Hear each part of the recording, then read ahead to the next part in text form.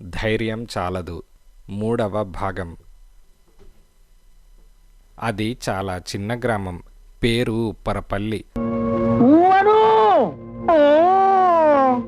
ఉన్నవి 4 వీధులు. జనాభా 1000 కన్నా ఎక్కువ ఉండరు. ఊరికి దూరంగా కొన్ని గుడిసెలు ఉన్నాయి. విశ్వనాథం ఇల్లు కూడా ఊరికి కాస్త దూరంగానే ఉన్నది. ఉప్పరపల్లి విలేజ్ మునసబు అరుగు మీద కూర్చొని చుట్ట కాలుస్తున్నాడు. వయస్సులో పెద్దవాడు కాదు, 40 లోపున వయస్సుంటుంది. మంచి లావు, పొడుగు. చుట్ట కాల్చడం తన హోదాకు తగినదని సిగరెట్ మానేసి చుట్టలు ప్రారంభించాడు. అయ్యోరు అంటూ నాగన్న వచ్చి ఎదురుగా నిలబడ్డాడు. ఏంరా, ఏమిటి తెల్లారే వచ్చావు అని సుబ్బారావు అడిగాడు. 2 లారీలొచ్చాయండి, ఒక చిన్న బస్సు కూడా వచ్చింది. ఏవో సామాన్లు పట్టుకుని 25 మంది దిగుతున్నారండి అని నాగన్న అనగానే, ఎక్కడ్రా అని సుబ్బారావు అడిగాడు. అక్కడే, ఆ దయ్యాల కొంప దగ్గర.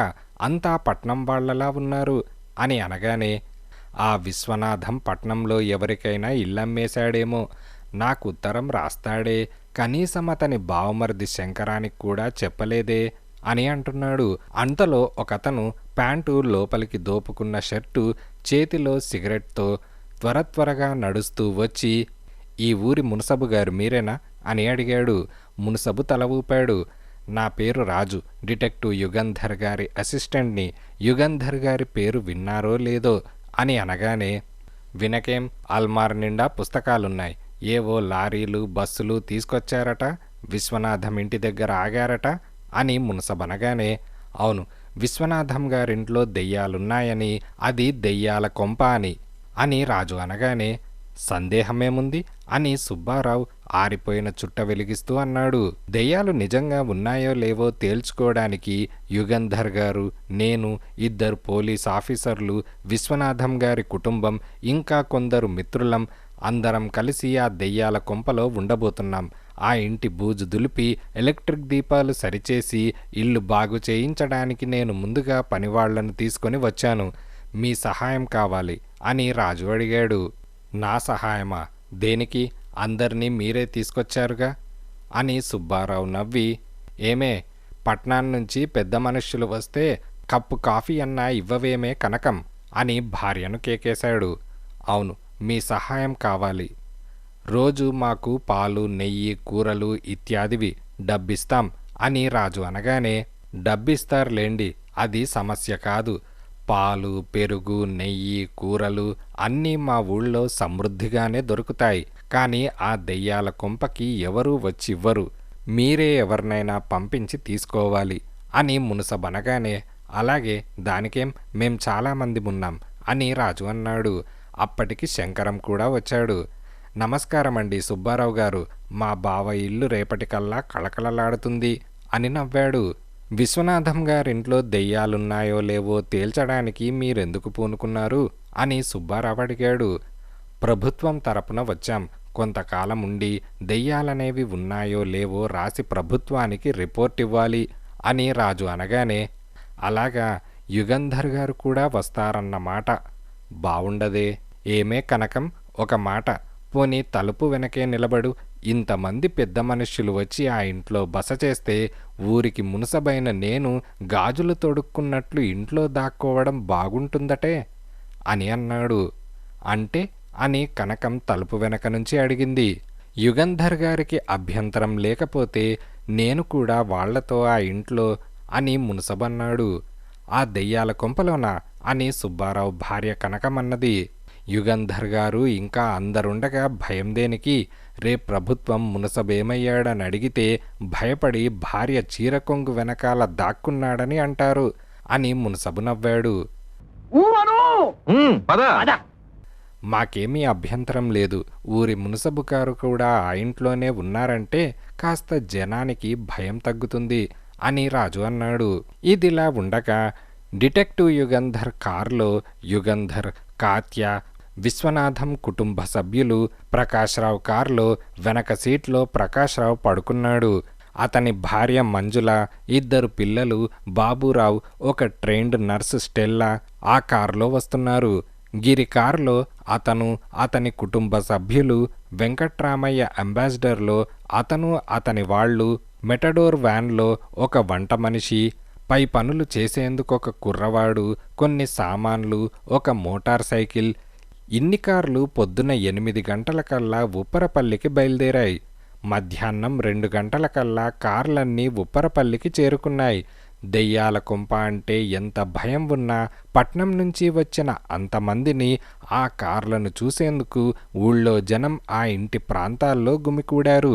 కారులో నుంచి యుగంధర్ దిగగానే రాజు మునుసబు సుబ్బారావుని యుగంధర్కి పరిచయం చేశాడు.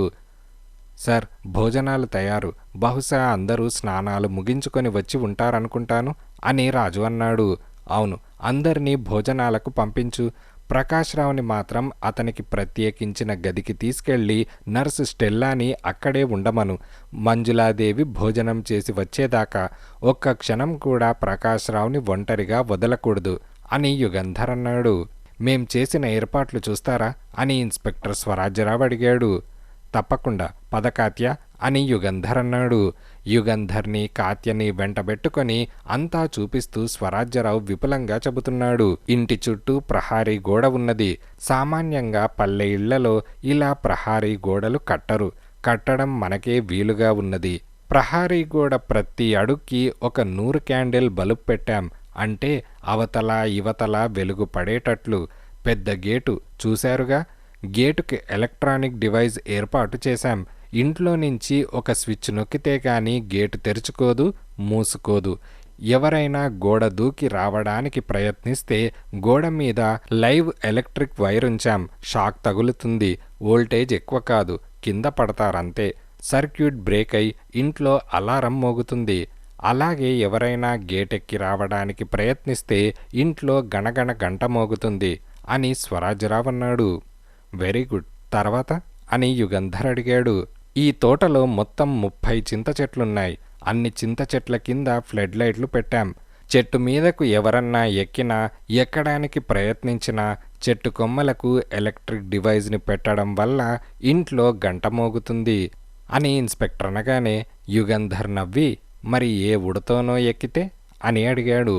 అప్పుడు అలారం మోగుతుంది అని ఇన్స్పెక్టర్ అన్నాడు. అయితే రాత్రిళ్ళు ఇంట్లో ఎవరికీ నిద్ర ఉండదన్నమాట అని యుగంధర్ అన్నాడు. నోనో, అలారం మోగే ఏర్పాటు మీ గదిలో, నా గదిలో, రాజు గదిలో, కాత్య గదిలో మాత్రమే ఏర్పాటు చేశాం. సార్జెంట్ శివం గదిలో చాలా సూక్ష్మమైన టెలిస్కోప్ ఏర్పాటు చేశాం అని ఇన్స్పెక్టర్ అన్నాడు. దట్స్ వెరీ గుడ్ అని యుగంధర్ అన్నాడు. వంటగది పక్కన చిన్న ల్యాబొరేటరీ ఏర్పాటు చేశాం.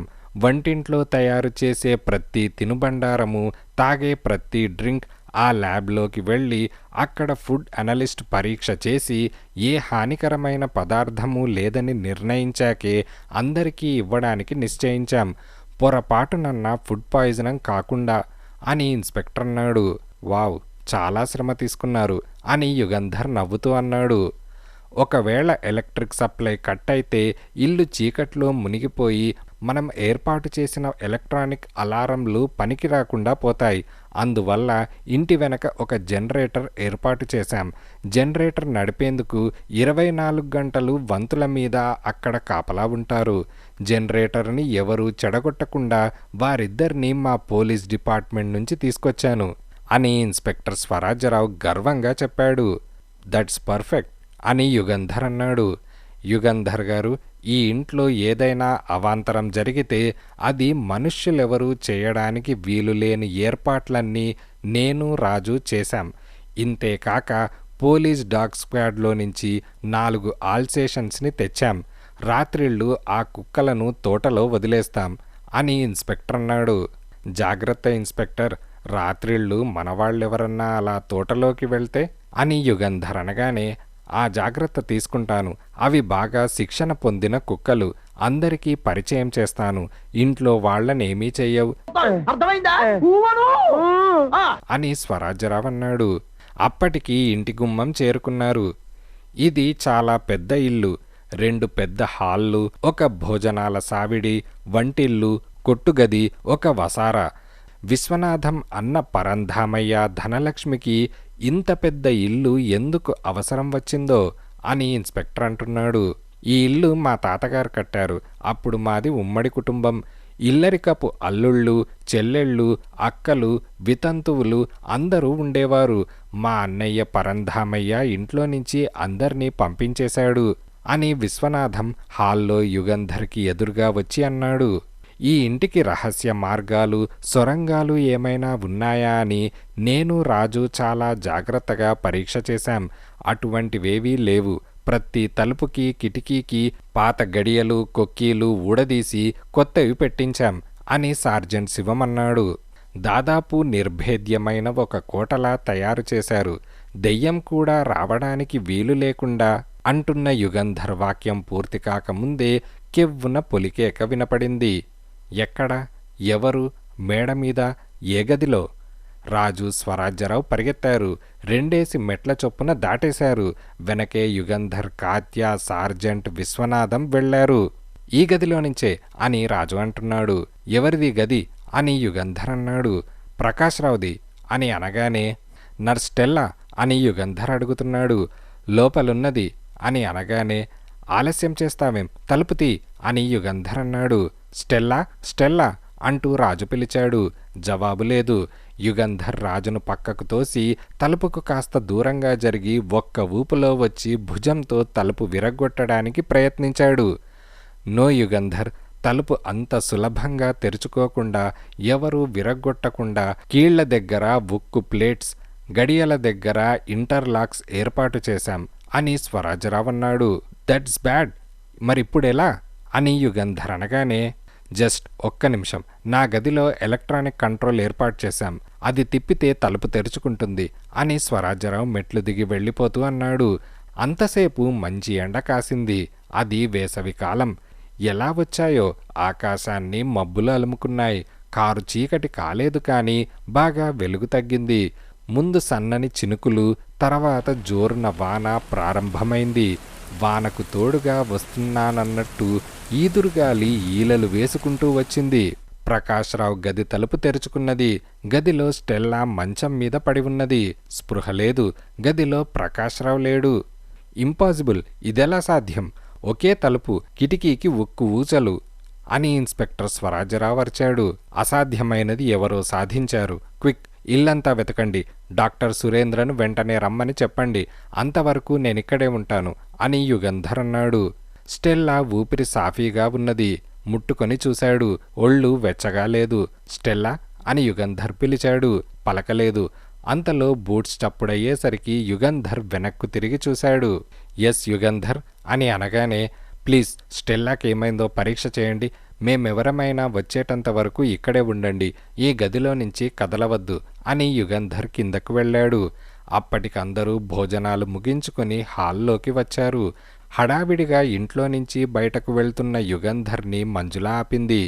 ఎవరు కేకేశారు అని అడుగుతోంది. తర్వాత చెబుతాను అని యుగంధర్ పరిగెత్తాడు. పరంధామయ్య, మిగతా వాళ్ల శవాలు వేళ్లాడేయబడ్డ చింత చెట్టు స్వరాజ్యరావు అంతకు ముందే యుగంధర్కి చూపించాడు. యుగంధర్ ఆ చెట్టు దగ్గరకు పరిగెత్తాడు. పరిగెత్తుతూ లైట్స్ ఆన్ అని కేక వేశాడు. ఎవరైనా విని దీపాలు వెలిగిస్తారేమో అనే ఆశతో అన్నాడు. రాజు, స్వరాజ్యరావు, కాత్య, సార్జెంట్ ఎక్కడున్నారో, ఎక్కడ వెతుకుతున్నారో యుగంధర్ కేక వాళ్లకు వినపడినట్లు లేదు. దీపాలు వెలగలేదు. వానలో తడుస్తూ, బురదలో జారకుండా కాళ్ళు ఎత్తి ఎత్తి వేస్తూ మసక మసక వెలుగులో యుగంధర్ ఆ చెట్టు కిందకు వెళ్ళి నిలబడ్డాడు. ఆ చింత చెట్టు చాలా పెద్దది. కొమ్మలు, ఆకులు దట్టంగా ఉన్నాయి. ఏమీ కనిపించడం లేదు. ఒక చిన్న నవ్వు, చాలా చిన్న నవ్వు. నిజంగా ఎవరైనా నవ్వారా, లేక అది తన భ్రమ అని యుగంధర్ అనుకున్నాడు. కళ్ళు పెద్దవి చేసి చూస్తున్నాడు. అంతలో మెడలో ఏదో పడింది. దండలా ఉన్నది. పడగానే చేతులతో ఆ దండను తీసేయబోయాడు. కానీ అది బిగుసుకుంటోంది. అంతేకాదు, యుగంధర్ అంత బరువు మనిషిని నేల మీద నుంచి పైకి చింత చెట్టు మీదకు లాగుతోంది. యుగంధర్ కాళ్ళు నేల మీద నుంచి పైకి లేచాయి. మెడకు బిగుసుకుపోతోంది. ఊపిరాడడం లేదు. ఇంకా బిగుసుకోకుండా 2 చేతులు మెడకు అడ్డం పెట్టుకున్నాడు. అయినా అలా అలా పైకి లేస్తున్నాడు. దెయ్యాలతో సవాల్ పెట్టుకుంటే తన గతి ఇంతేనా? పరంధామయ్యలా తను. ఆ ఆలోచన పూర్తి కాకముందే యుగంధర్కి స్పృహపోయింది.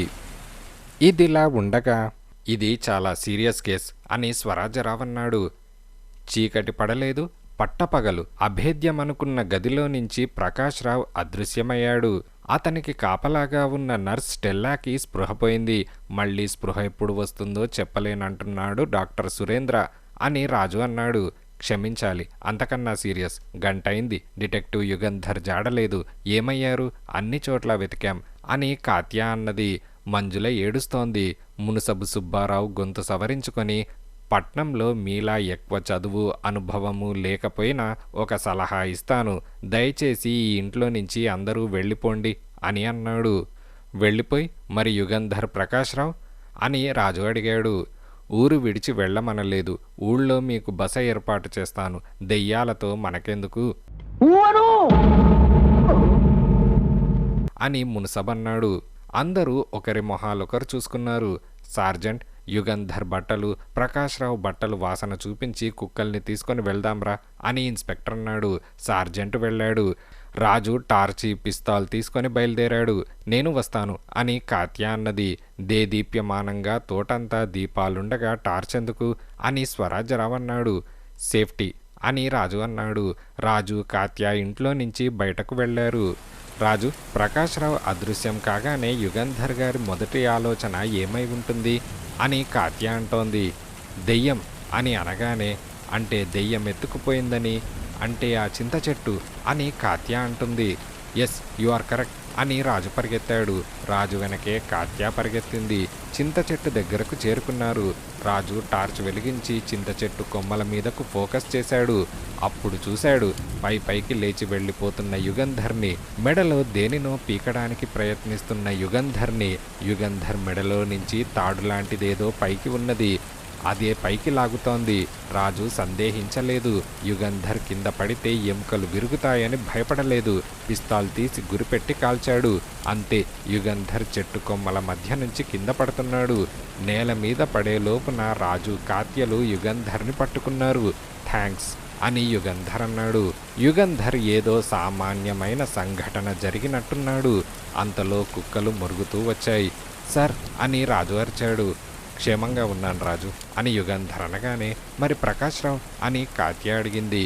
ఇంకో 2 కుక్కల్ని తీసుకొని సార్జెంట్ అటు వెళ్ళాడు అని స్వరాజ్యరావు అన్నాడు. కమాన్, ఫ్లడ్ లైట్ ఈ చింత చెట్టు ఆకుల గుబుర్లలోకి తిప్పండి, చెట్టంతా వెతకాలి అని యుగంధర్ అంటున్నాడు.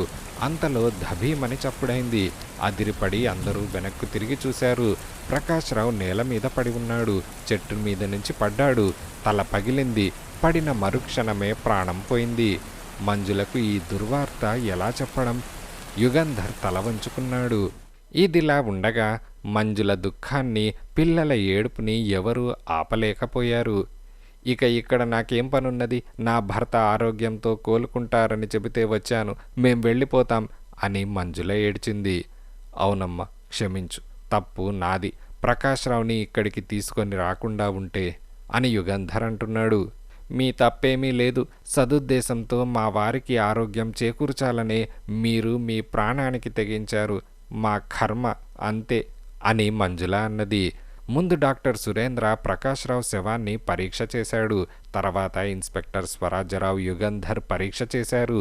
వేరే శవ పరీక్ష అనవసరం లేదని నిర్ణయించి మున్సబు సుబ్బారావు గారి అనుమతితో దహన సంస్కారాలు ఏర్పాటు చేశారు. ఆ తతంగం పూర్తయిన తర్వాత మంజుల పిల్లలు, మంజుల మరిది బాబురావు మద్రాస్కి వెళ్ళిపోయారు. ఇక మీ పరిశోధన ముగించుకొని మీరందరూ ఇళ్లకు వెళ్ళడం వివేకమేమో. ఇంకొకరికి ఇటువంటి అని మునసబంటూ ఉండగానే యుగంధర్ దీర్ఘంగా ఆలోచిస్తున్నాడు. అందరూ హాల్లో కూర్చున్నారు. ఇక్కడికి వచ్చిన 24 గంటల్లో ఈ ఇంట్లో దెయ్యాలున్నాయని అంగీకరిస్తూ వెళ్ళిపోవాలా అని యుగంధర్ అన్నాడు.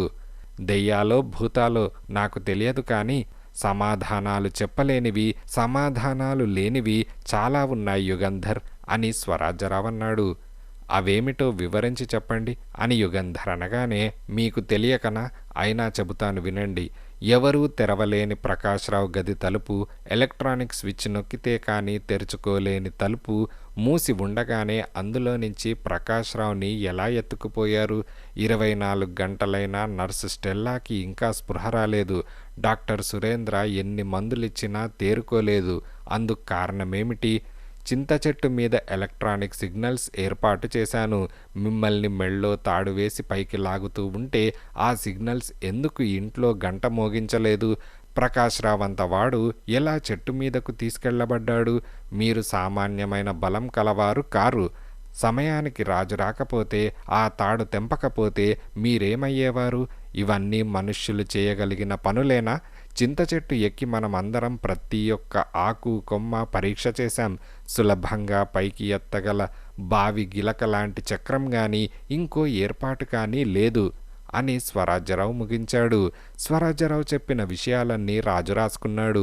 యుగంధర్ సిగరెట్ వెలిగించి రాజు చేతిలో నుంచి కాగితం తీసుకొని ఒకసారి చదివి, అవును ఇన్స్పెక్టర్, మీరు చెప్పిన వాటిలో ఏవి మనుష్యులు చేయగలిగినవి, ఏవి మనుష్యులు చేయలేనివి అని ముందు ఆలోచించాలి.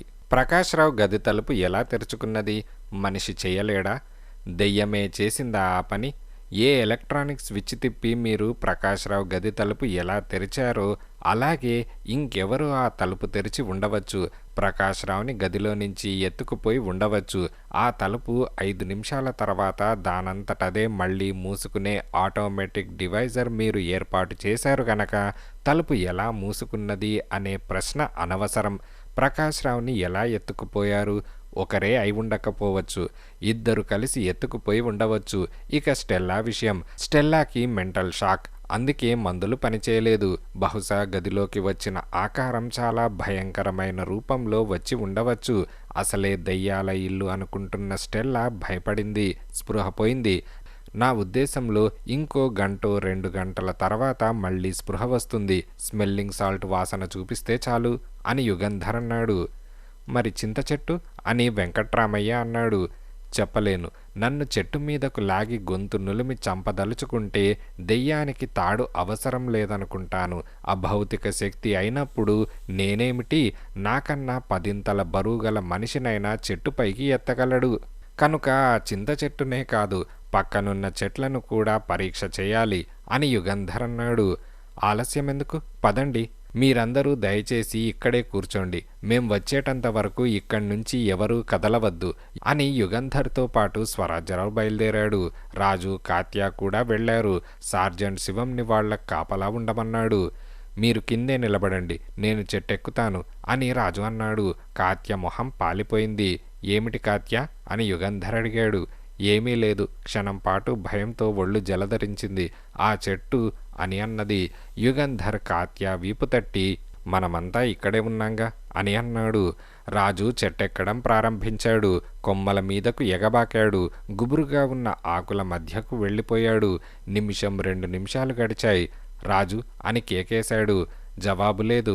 రాజు అని యుగంధర్ మళ్ళీ బిగ్గరగా అరిచాడు. అప్పటికీ జవాబు లేదు. యుగంధర్ తను చెట్టెక్కడానికి ఒక కొమ్మ పట్టుకున్నాడు. అప్పుడు ఒక కేక వినిపించింది. ఆ కేకతో పాటు చెట్టు మధ్య నుంచి రాజు పడడం చూశాడు. నేల మీద పడకుండా యుగంధర్ రాజును పట్టుకున్నాడు. ఏం రాజు, ఏం జరిగింది అని యుగంధర్ అడిగాడు. రాజుకి స్పృహ పోలేదు. ఒకసారి తల విదిలించి, ఏమో నాకే సరిగ్గా తెలియదు. ఆ ఆకుల మధ్యకు వెళ్ళాను. 2 కొమ్మల మధ్య ఏదో ఉన్నట్లనిపించింది. చీకటిగా ఉన్నది. తడిమి చూశాను. అంతే. Electric shock. పట్టు సడలింది. కింద పడ్డాను అని అంటున్నాడు. అతను ఆ మాటలంటూ ఉండగా పైనుంచి చెట్ల ఆకుల మధ్య నుంచి ఒక అస్థిపంజరం పడింది. స్వరాజ్యరావు, కమాన్, ఇద్దరం కలిసి వెళ్ళి చూద్దాం అని యుగంధర్ అన్నాడు. స్వరాజ్యరావు ఆశ్చర్యపోయాడు. భయమనేది తెలియని యుగంధర్ తనన్ను తోడు రమ్మంటున్నాడు. యుగంధర్ నవ్వి, తోడుకు కాదు, సాక్ష్యానికి. ఒకరుగా వెళ్తే ఏం జరిగిందో చెప్పలేకుండా ఉన్నారు అని అన్నాడు. ఇద్దరు వెళ్ళినా ఇద్దరికి అని కాత్య అన్నది. చూద్దాం. కాత్య, రాజు, మీరిద్దరూ ఇక్కడే ఉండండి. నేను ఇన్స్పెక్టర్ చెట్టుపైకెక్కి చూసి వస్తాం అని అన్నాడు. మరుక్షణం డిటెక్టివ్ యుగంధర్, ఇన్స్పెక్టర్ స్వరాజ్యరావు చెట్టెక్కడం ప్రారంభించారు. గుబురుగా ఉన్న చెట్టు ఆకుల మధ్యకు వెళ్తున్న కొద్దీ చీకటి ఎక్కువవుతోంది. యుగంధర్ టార్చ్ వెలిగించాడు. రాజు, ఈ కొమ్మ మీదేగా అంటూ ఆ కొమ్మ మీదకు వెళ్ళి 2 కొమ్మలు ఉన్న చోట టార్చ్ వెలిగించి వెలుగులో పరీక్షగా చూశాడు. రాత్రిళ్ళు చెట్ల మీద దీపాలు వెలిగేందుకు మీరు ఏర్పాటు చేశారే, అదిగో ఆ ఎలక్ట్రిక్ తీగకి ఉన్న ఇన్సులేషన్ తీసేశారు. అంటే అది ముట్టుకోగానే షాక్ తగిలి ఉండాలి. సరిగ్గా చూడండి, ఆ 2 కొమ్మల మధ్య ఏదో వస్తువు బిగించి పెట్టినట్టుగా గుర్తులున్నాయి. నా అనుమానం అది పుల్లీ లాంటిదై ఉండాలి.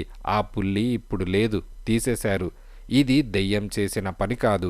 దెయ్యానికి ఎలక్ట్రిసిటీ అవసరం లేదు షాక్ ఇవ్వాలంటే అని యుగంధర్ నవ్వాడు. Yes, you are correct. కానీ నేనేర్పాటు చేసిన ఎలక్ట్రిక్ సిగ్నల్స్ ఏమయ్యాయి అని అడిగాడు. వెతకండి, ఎక్కడ ఏర్పాటు చేశారో మీకే తెలియాలి అని యుగంధర్ అన్నాడు. వెతికాను, అదే వెతుకుతున్నాను, ఒక్కటీ లేదు అని స్వరాజ్యరావు నిస్పృహతో అన్నాడు. సరే, ఇక చెట్టు మీద మనం చేయగలిగిందేమీ లేదు, రండి కిందకు దిగుదాం అని యుగంధర్ అన్నాడు. ఇద్దరు కిందకు దిగారు. రాజు, కాత్య అని యుగంధర్ అనగానే రాజు కానీ కాత్య కానీ చెట్టు మీద నుంచి పడ్డ అస్థిపంజరం కానీ కనిపించలేదు. అక్కడ ఎవరూ లేరు. ఏమయ్యారు? ఇంట్లోకి వెళ్లారేమో అని ఇన్స్పెక్టర్ అనగానే వెళ్లరు, ఇక్కడ ఉండమని చెప్పాను కదా అని యుగంధర్ ఆలోచిస్తూ నేలను పరీక్ష చేస్తున్నాడు. అంతలో దూరాన్నించి మని చప్పుడు వినిపించింది. ఇదిలా ఉండగా బాగా చీకటి పడింది. కానీ చీకటనేది ఎక్కడా లేకుండా ఇంట్లోనూ ఇంటి బయట ఎలక్ట్రిక్ దీపాలు దేదీప్యమానంగా వెలుగుతున్నాయి. హాల్లో అందరూ కూర్చున్నారు. రాజు, కాత్య, మంజుల, బాబూరావు, 2 పిల్లలు తప్ప. సారీ యుగంధర్, నేను సార్జెంట్ ఈ ఇల్లంతా గాలించాం, తోటంతా వెతికాం, ఎక్కడా రాజు, కాత్య లేరు అని ఇన్స్పెక్టర్ స్వరాజ్యరావు అన్నాడు. ఆ అస్థిపంజరం కూడా కనిపించలేదుగా అని యుగంధర్ అన్నాడు. ఇన్స్పెక్టర్ తల ఊపి ఒక్కొక్కప్పుడు మనం ఒప్పుకోవాల్సి వస్తుంది యుగంధర్ అని అన్నాడు. ఏంటొప్పుకోవాలి అని యుగంధర్ అనగానే ఈ ఇంట్లో, ఈ ఇంటి ప్రాంతాల్లో దెయ్యాలున్నాయని, మనుష్యులెవరూ చేయలేని పనులివి. కాత్య, రాజు స్పృహపోయిన వాళ్ళు కారు, వాళ్లనలా అదృశ్యం చేయడం అని ఇన్స్పెక్టర్ అసంపూర్తిగా నవ్వి ఆపేశాడు. కాత్య మీద, రాజు మీద ఈ దెయ్యానికి ఎందుకంత ప్రేమో నాకు అర్థం కాకుండా ఉన్నది అని యుగంధర్ అన్నాడు. అంటే అని విశ్వనాథం అడిగాడు. ఎత్తుకుపోయిన మనుష్యుల్ని చంపి చింత చెట్టుకు వేళ్లాడగడుతుంది కదా. రాజు, కాత్యలు అదృశ్యమై 5 గంటలు దాటింది ఇంకా అని యుగంధర్ అంటూ ఉండగానే అదేమిటి యుగంధర్, వాళ్ల శవాలను చూడాలని మీరు కోరుకుంటున్నట్లు మాట్లాడుతున్నారు అని వెంకట్రామయ్య అన్నాడు. వాళ్ళిద్దరినీ ఎవరైనా ఎత్తుకుపోయారా లేక వాళ్ళు అదృశ్యమయ్యారా అనే సంశయం కలిగింది. రాజు, కాత్య 2 శిక్షణ పొందిన డిటెక్టివ్లు అని అనగానే ఎంత శిక్షణ పొందిన డిటెక్టివ్లైనా మనుష్యులేగా అని విశ్వనాథం అన్నాడు. యుగంధర్ విశ్వనాథం వైపు చూసి ఈ ఇంట్లో దెయ్యాలు లేవని నిరూపించమని కదా మీరు కోరారు, అప్పుడే నీరసించి ఓటమి అంగీకరిస్తున్నారా అని అడిగాడు. జయాపజయాల గురించి ఆలోచించేందుకు ఇది ఒక ఆట కాదు గనక, స్వార్థం కోసం ఇంకా కొన్ని ప్రాణాలు బలివ్వడం ఇష్టం లేదు గనక దయచేసి ఈ ఇంటిని వదిలిపెట్టి పొద్దున అందరం వెళ్ళిపోదాం అని విశ్వనాథం అన్నాడు. ఆడవాళ్లందరూ కట్టకట్టుకొని అదే హాల్లో ఇంకో చోట కూర్చున్నారు. రాజు, కాత్య ఏమయ్యారో తెలుసుకోకుండా ఇంట్లో నుంచి వెళ్ళిపోదామంటారా అని యుగంధర్ అనగానే విశ్వనాథం మౌనంగా ఉండిపోయాడు. ఇన్స్పెక్టర్, మనం చెట్టు మీద నుంచి దిగగానే తుపాకీ పేల్చిన శబ్దం వినిపించింది కదా, ఆ శబ్దం ఎలా వచ్చిందో, ఎక్కడి నుంచి వచ్చిందో తేలిందా అని యుగంధర్ అడిగాడు. స్వరాజ్యరావు తల విదిలించాడు. విదిలిస్తూ ఉండగా దీపాలారిపోయాయి. ఇల్లు, తోట, ఆ ప్రాంతమంతా చీకట్లో మునిగిపోయింది. భయపడకండి, క్షణంలో మన జనరేటర్ ఆన్ అవుతుంది, దీపాలు వెలుగుతాయి అని ఇన్స్పెక్టర్ అన్నాడు. ఎవరూ వాళ్ల స్థానాల్లో నుంచి కదలవద్దు అని యుగంధర్ హెచ్చరించాడు. గోడ గడియారం టకటకా వినిపిస్తోంది. అక్కడ ఉన్నవారి ఉచ్ఛ్వాస నిశ్వాసలు స్పష్టంగా వినిపిస్తున్నాయి. చెవులు రిక్కించుకొని వింటే వారి గుండెల దడదడ కూడా వినిపిస్తుందేమో అన్నంత నిశ్శబ్దం. ఆ నిశ్శబ్దంలో నుంచి ఒక పొలికేక దూరాన్నుంచి వినిపించింది. ప్లీజ్ ఎవరూ కదలవద్దు ఇన్స్పెక్టర్, 5 నిమిషాలైనా ఇంకా జనరేటర్ అని యుగంధర్ అంటూ ఉండగానే ఎవరి వద్దైనా టార్చ్ ఉన్నదా అని స్వరాజ్యరావు అడిగాడు. యుగంధర్ చిన్నగా నవ్వి, చూశారా ఇన్స్పెక్టర్, మనం ఏర్పాటు చేసుకున్న జనరేటర్ మీద అంత నమ్మకం పెట్టుకుని టార్చ్ లైట్ కూడా లేకుండా చేసుకున్నాం. నా దగ్గర పెన్సిల్ టార్చ్ ఉన్నది, ఎక్కువసేపు వెలిగిస్తే బ్యాటరీ అయిపోతుంది, ఎందుకైనా మంచిది సార్జెంట్ని అంటూ టార్చ్ వెలిగించి ఇన్స్పెక్టర్కిచ్చాడు. వాట్ నాన్సెన్స్, నాకు తోడా సార్జెంట్ని ఇక్కడే ఉండనివ్వండి, నేను వెళ్ళి చూసొస్తాను అని టకటక బూట్స్ చప్పుడు చేసుకుంటూ ఇన్స్పెక్టర్ వెళ్ళిపోయాడు. ఇన్స్పెక్టర్తో పాటు ఆ సన్నపాటి వెలుగు కూడా వెళ్ళిపోయింది. ఇన్స్పెక్టర్ గారిని ఒంటరిగా వెళ్ళనివ్వడం పొరపాటనుకుంటాను అని గిరి అన్నాడు. మీరు తోడు వెళ్ళకపోయారా అని యుగంధర్ అడిగాడు. అంతలో ఎవరో నవ్వారు. 5 నిమిషాలు, 10 నిమిషాలు, 15 నిమిషాలు, 20 నిమిషాలు గడిచిపోయాయి. దీపాలు వెలగలేదు, ఇన్స్పెక్టర్ తిరిగి రాలేదు అని సార్జెంట్ అన్నాడు. అవును, జనరేటర్ పనిచేయడం లేదేమో అని యుగంధర్ అనగానే, జనరేటర్ని ఈ చీకట్లో ఇన్స్పెక్టర్ బాగు చేస్తున్నారా అని సార్జెంట్ అనగానే, ఇన్స్పెక్టర్కి తెలుసా అని యుగంధర్ అడిగాడు. అసలక్కడ వెలుగుంటుందా? ఇలా తలా ఒక ప్రశ్న అడిగారు. వెంకట్రామయ్య గారు అని యుగంధర్ పిలిచాడు. ఆ అని అనగానే, మీ వద్ద అగ్గిపెట్టె ఉన్నదా అని యుగంధర్ అనగానే, ఓ, జేబులో పదిలంగా ఉన్నది. ఈ చీకట్లో కాగితాలెక్కడున్నాయో వెతకడం కష్టం కనుక దయచేసి ఎవరైనా ఇది సిగ్గుపడవలసిన సమయం కాదు, చీరలో షర్ట్లో తీసి పెట్టండి. వెంకట్రామయ్య గారు అగ్గిపుల్ల వెలిగించగానే ఓ కోట ఆయనకు అందివ్వండి. అవి తగలబడుతూ ఉంటే వాటి వెలుగులో కాగితాలు, కర్రముక్కలు, ఇంకా మండే వస్తువులు తెచ్చి మంట పెట్టి కనీసం ఈ హాలులోనైనా వెలుగుండేటట్టు ఏర్పాటు చేసుకోవచ్చు అని యుగంధర్ అనగానే, అవును, నిప్పుమంట ఉంటే దెయ్యాలక్కడికి రావంటారు. నేను నా షర్టు బనియన్ ఇస్తున్నాను అని గిరి అన్నాడు. నేను నా చీర సగం చింపిస్తున్నాను అని ఒక స్త్రీ, నేను కూడా నా చీర అని చీరలు చింపుతున్నట్లు కరకర శబ్దాలు.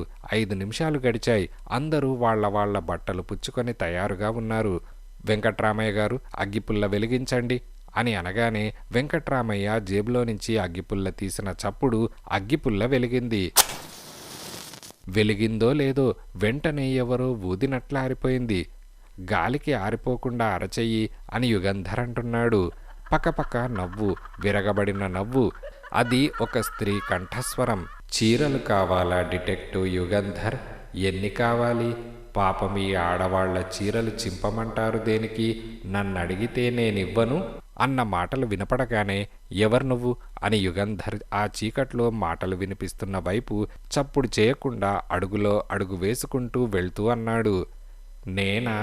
నా పేరు మీకు తెలుసు, నా రూపం చూడలేదు కానీ నా బొమ్మ గీశారు కదా అని అనగానే, మాలతి అని డాక్టర్ సురేంద్ర అన్నాడు.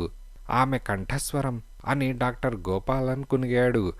నా అనుమతి లేనిదే అగ్గిపుల్ల కూడా మండదు, ఎన్ని పుల్లలు గీసినా ఆరిపోతాయి. వెంకట్రామయ్య గారి అగ్గిపెట్టే ఖాళీ అవుతుంది. ఆ మాటలు వినపడుతున్న వైపు యుగంధర్ నెమ్మదిగా వెళ్తున్నాడు. పిచ్చి వేషాలు వేయకండి. మీరు కదలడం, నా వైపు రావడం నేను చూస్తూనే ఉన్నాను.